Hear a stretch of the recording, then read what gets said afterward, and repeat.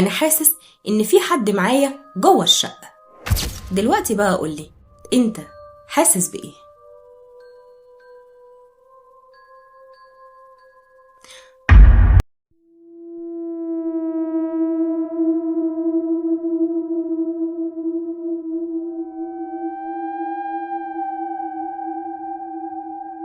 القصة اللي معانا النهاردة حصلت لبنت في العشرينات من عمرها، ولا هي بنت مش طبيعية ولا هي مثلا بنت مجنونة، لا خالص، بالعكس، بنت عادية جدا زي أي حد فينا. اسمها مريم. مريم كانت عايشة لوحدها في شقة صغيرة في عمارة قديمة شوية، في حتة هادية زيادة عن اللزوم. الهدوء اللي يخليك تحس إن في حاجة غلط. في الأول خالص كده كل حاجة كانت تبان طبيعية جدا، شغلها وحياتها ونومها، لحد اللي حصل لها في الليلة دي. بس قبل ما أبدأ أنا عايزاك تعمل حاجة واحدة بس، وهي إنك تبص حواليك دلوقتي وتشوف أنت قاعد لوحدك ولا في حد واقف وراك. في الأول كده كل حاجة في حياة مريم كانت طبيعية جدا. كانت بتصحى الصبح تروح شغلها وترجع تاكل وتنام، روتين عادي مفهوش أي حاجة غريبة. بس الحاجة بقى اللي كانت مريم بتلاحظها من بدري إنها دايما بتحس إنها مش عايشة لوحدها، حتى وهي في الشقة مقفول عليها الباب. كانت ساعات بتحط المفتاح في الباب وتحس إن في حد جوه الشقة بيستنى بس حركة المفتاح. بس كانت بتضحك على نفسها وتقول إن أكيد ده كله بسبب القلق أو التوتر أو ضغط وإرهاق من الشغل. لحد اللي حصل لها في الليلة دي. الساعة كانت تقريبا حوالي 2:30 بعد نص الليل. مريم كانت قاعدة في أوضة الأنتريه وماسكة الموبايل بتتفرج على فيديوهات عشوائية كده وبتقلب في الريلز. النور بقى في الأوضة كان هادي جدا ودافي بس ما كانش مريح. وفجأة الإضاءة بدأت تضعف شوية. هي ما قطعتش، هي بس كأنها كانت بتنهك شوية، يعني تنور تطفي نص إضاءة ترجع تنور تاني وبعدين تهدى تاني. مريم بصت فوق على اللمبة وقالت لنفسها أكيد الكهرباء فيها مشكلة، ما هو العمارة قديمة وأكيد هو ده السبب. وما خدتش ودت، يعني ما حطتش في دماغها. بس اللي حصل لها بعدها ما كانش طبيعي. في هدوء دخل الشقة بشكل مفاجئ، هدوء مش طبيعي، كأن الصوت اتسحب من المكان كله، حتى صوت المروحة وقف لثواني. وبعدين مريم سمعت صوت خفيف جدا جاي من أوضة النوم.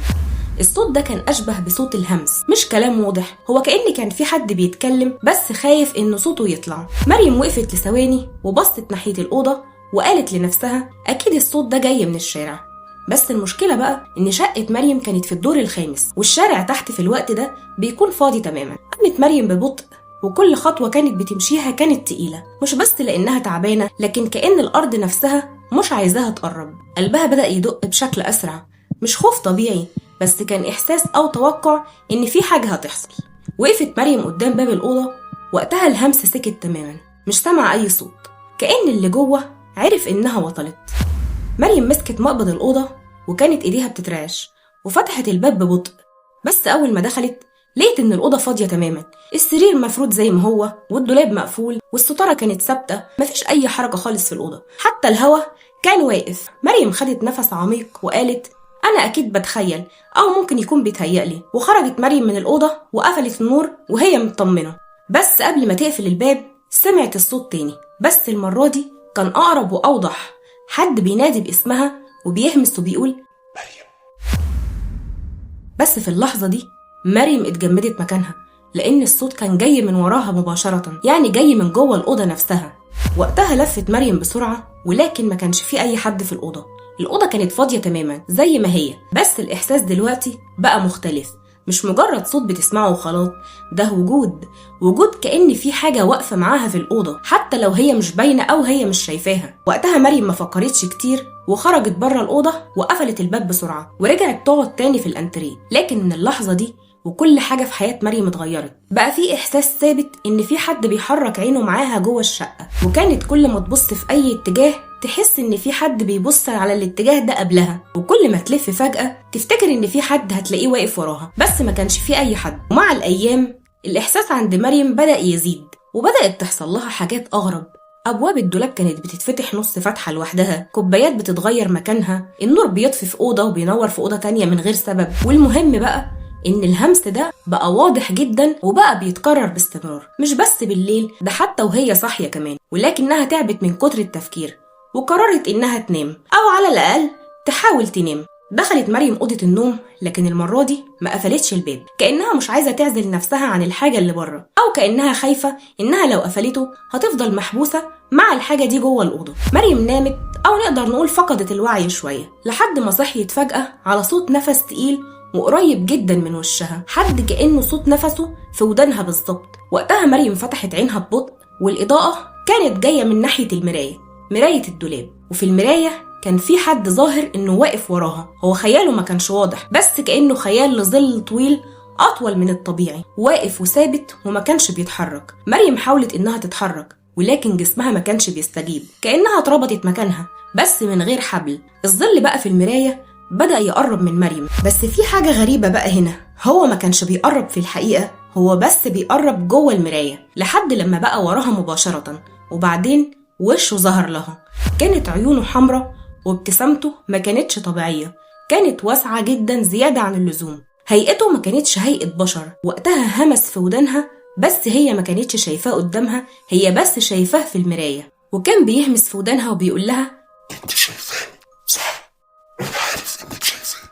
وقتها مريم صرخت بصوت عالي جدا، بس للأسف صوتها ما كانش طالع ولا كان في حد سمعه من الأساس. والنور اتفتح فجأة ولكن مفيش أي حد. ومن اللحظة دي بقى البيت بقى كل ركن فيه بيهمس وبيتكلم، وفيه أصوات وصوت خطوات وصوت نفس ونقر على الحيط وصوت همس كل شوية بينادي باسمها في كل ركن في الشقة.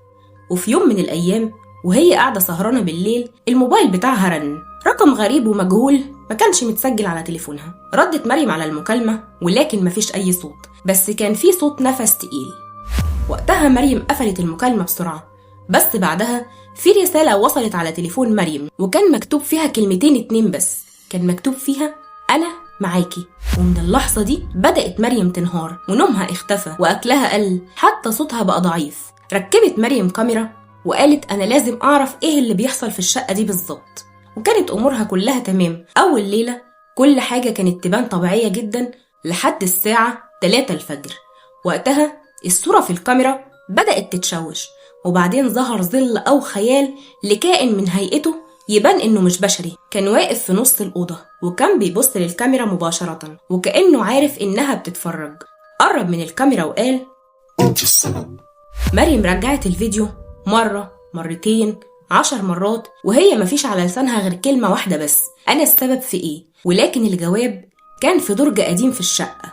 الدرج ده كان فيه صور لناس كتير وشوشهم مختلفة، ولكن كان فيه صورة واحدة بس كانت ملامحها نفس ملامح مريم، نفس العينين، نفس الشكل، وتحتها مكتوب جملة واحدة: ماتت سنة 1998. ومن هنا بقى بدأت الحقيقة كلها تبان وتوضح لمريم، وبدأت مريم تعرف إنها مش أول واحدة ولا أول ضحية للمكان ده ولا أول حد يسمع الهمس ده، لكن يمكن تكون آخر واحدة. وآخر تسجيل كان تاني يوم، وكانت الساعة وقتها حوالي 3 الفجر. مريم كانت نايمة وبعدين قامت من النوم، بس الغريب بقى هنا إنها ما كانتش هي، ولكن نفس الابتسامة، نفس العينين ونفس الملامح. وقربت وشها جامد من الكاميرا وبصت فيها وقالت دلوقتي بقينا واحد. والفيديو وقف على كده.